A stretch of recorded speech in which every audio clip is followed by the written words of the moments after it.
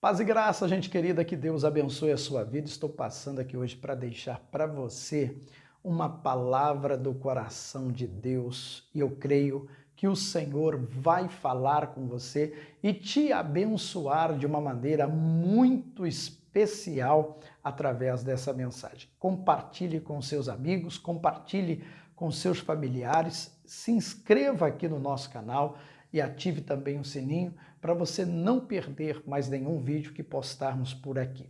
Hoje o nosso ensinamento da palavra de Deus está baseado na história de um homem chamado Naamã. Naamã, ele era um grande homem diante do seu Senhor. Naamã, ele era um guerreiro vitorioso e a Bíblia é muito clara ao dizer para nós que Naamã alcançava essas grandes vitórias porque o Senhor o abençoava. Sabe, meus amigos, a melhor coisa é você ter a graça e a bênção de Deus na sua vida. Tem gente que luta e não consegue sair do lugar, porque não tem a bênção de Deus sobre a vida delas.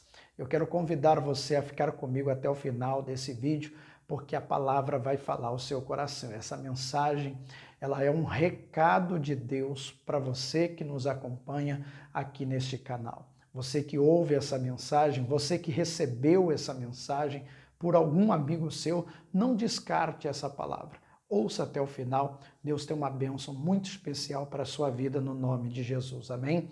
Então, Naamã, ele era o chefe do exército do rei da Síria. E o Naamã, ele era um grande homem, ele era um grande guerreiro, e a Bíblia diz que pelas mãos dele, Deus dava livramento aos sírios. A bênção de Deus é fundamental para nós. Isaac plantou, naquele ano ele colheu sem medidas, porque o Senhor o abençoava. Se Deus não for conosco, todo o nosso esforço terá sido em vão. Você vai levantar cedo, repousar tarde, comer pão de dores, porque Deus dá aos seus amados enquanto dormem. Deus abençoa a vida daquele que deposita nele a sua confiança. E se você é esta pessoa que precisa da bênção de Deus, comece a confiar no Senhor.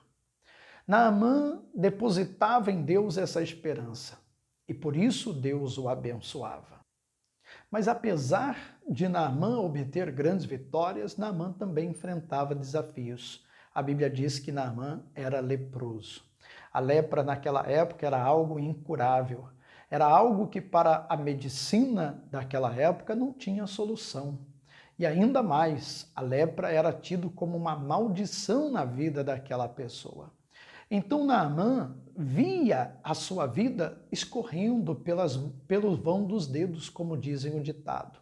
Mas Naamã, ao voltar de uma das idas a Israel, traz presa uma menina que dá uma boa notícia.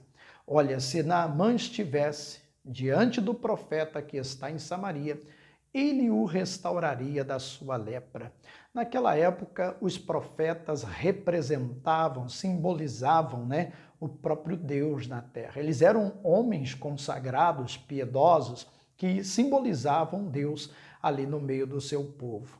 Então, Naamã vai até o seu rei, e o rei imediatamente faz uma carta ao rei de Israel, para que Naamã então pudesse ir até Israel e ser curado. Mas quando a carta chega ao rei de Israel, e aqui nós temos uma lição importante, o rei entende aquela carta como uma afronta, até porque o rei não estava entendendo das coisas espirituais como ali de fato eram. Isso muitas vezes nos mostra que agir fora de uma direção espiritual de Deus pode acarretar outros problemas. Quase se gera uma guerra por causa de uma carta direcionada à pessoa errada.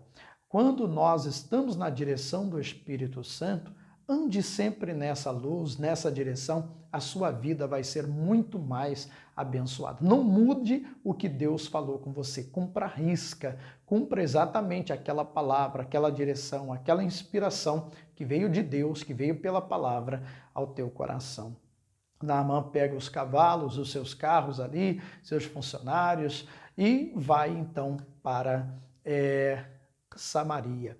Quando ele chega na terra de Israel, O rei então descobre aquilo, recebe a carta, né? E ele então rasga suas vestes, o caos estava ali instaurado, a cidade toda inflamada com aquilo. O profeta Eliseu, ao ouvir tal coisa, manda um recado ao rei e diz: olha, deixe que Naamã venha até a minha casa e todo Israel saberá que há profeta aqui. Olha só, meus amigos, a confiança de Eliseu em Deus. Ele sabia que Deus iria operar. Mas não é do profeta Eliseu que nós queremos falar hoje, e sim de Naamã. Como já você viu aí no título desse vídeo, né?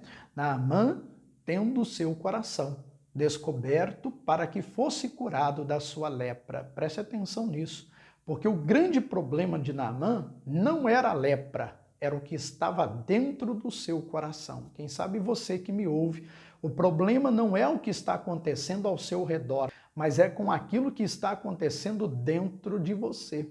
É aquilo que está acontecendo dentro da sua alma. O Naamã chega até a casa do profeta, que sequer olha para ele, mas manda o seu auxiliar dizer-lhe: vai até o Jordão e mergulha lá 7 vezes.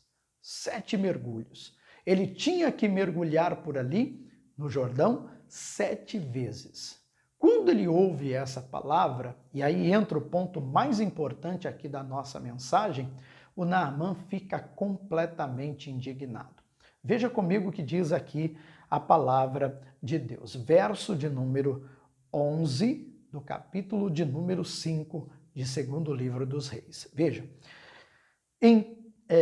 porém Naamã muito se indignou e se foi dizendo: eis que eu dizia comigo, certamente ele sairá, pôr-se-á em pé e invocará o nome do Senhor seu Deus e passará a mão sobre o lugar e restaurará o leproso.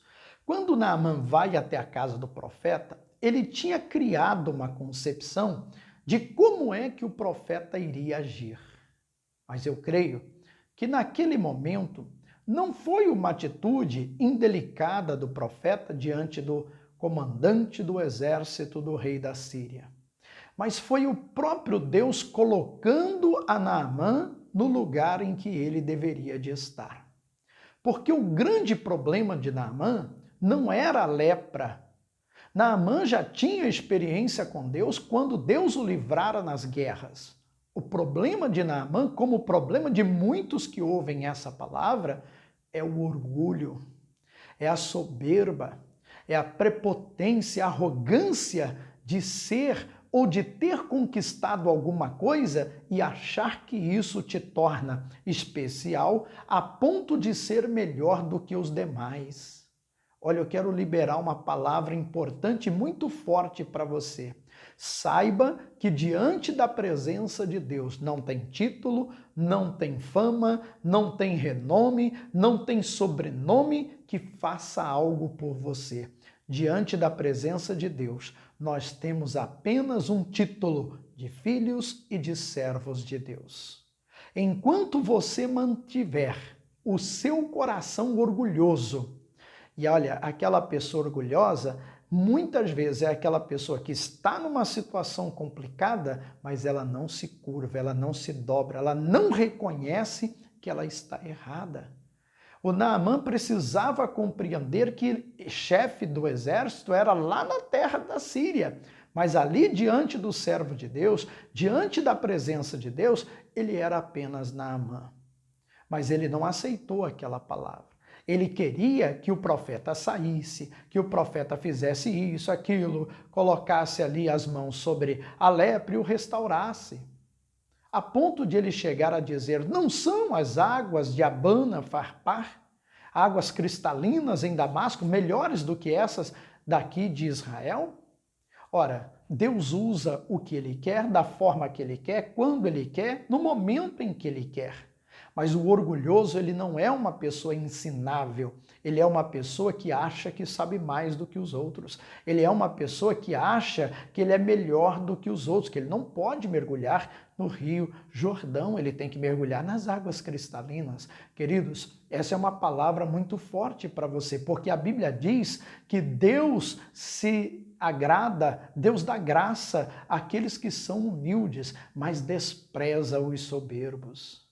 Olha o que mais diz a palavra de Deus, que aquele que a si mesmo se humilhar, ele será exaltado.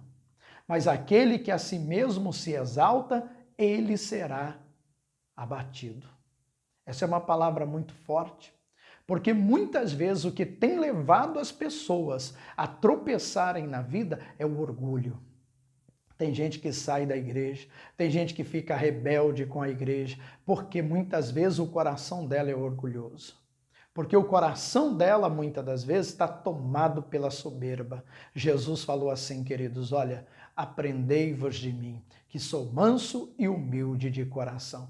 Errou, dê um passo atrás, peça perdão, peça desculpa a quem você errou, mas não fique carregando esse fardo que não é seu. Quando Naamã entendeu, obedeceu, ouviu o profeta, né? Houve ali pessoas que depois disseram para ele, para com isso, rapaz. Se ele tivesse te pedido algo difícil, você não faria? Então, ele só pediu para você mergulhar no Jordão. Ele vai, mergulha e a carne dele, a Bíblia diz, que se torna tão limpa, tão sã quanto de uma criança. Deus quer fazer uma obra na sua vida, mas você precisa aprender a ser mais humilde. Livre-se do orgulho. Pare com essa coisa de querer sempre ter razão, né? Tem gente que às vezes ele não quer ouvir ninguém, ele acha que ele sabe tudo, ele acha que ele é o dono da razão. Para com isso, querido. Deus quer trazer para você uma vida vitoriosa.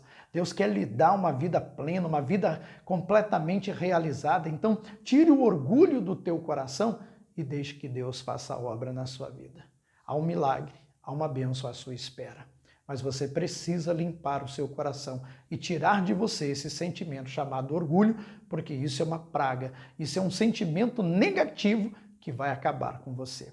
Diga, Deus me livre disso. Coloque o seu coração no altar de Deus e veja que Deus vai te exaltar. Amém?